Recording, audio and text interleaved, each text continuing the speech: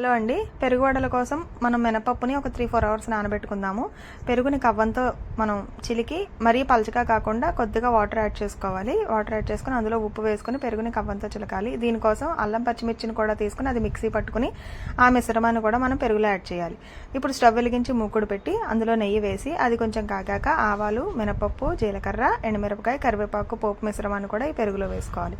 ఇప్పుడు నానిన మినపప్పుని మనం పిండిగా రుబ్బుకొని ఇదిగో చూస్తున్నారు కదా, ఇలా తడి చేసుకుని చేతితో మధ్యలో చిన్నగా కన్నం పెట్టుకుని మనం ఆల్రెడీ స్టవ్ వెలిగించి మూకుడు పెట్టి కాగినటువంటి నూనెలో ఈ గారెల్ని ఒక్కొక్కటిగా సిమ్లో పెట్టి వేసుకోవాలి. మొత్తం గారెలన్నీ వేసేసాక అప్పుడు స్టవ్ని హైలో పెట్టుకోవాలి.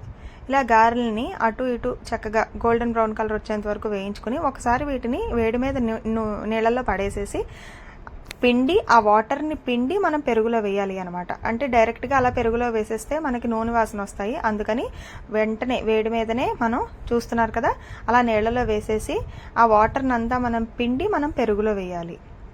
అలా వేసుకుంటే మీకు పెరుగు బాగా పీల్చుకుని వడలు చాలా బాగా వస్తాయి. కాబట్టి చూస్తున్నారు కదా, అలా మొత్తం వాటర్ని కొంచెం గారి విరగకుండా అలా వేసుకుని మొత్తం పెరుగునంతటిని మనం ఆ గారెలు పీల్చుకునేటట్టు చేయాలన్నమాట. అలా మొత్తం ఈవెన్గా స్ప్రెడ్ చేసుకోవాలి. మొత్తం గారెలు ఆ పెరుగంతా సర్దుకునేలాగా మనం చూసుకోవాలి. పైన కొత్తిమీరతో గార్నిష్ చేసుకుంటే ఆ వడలు రెడీ.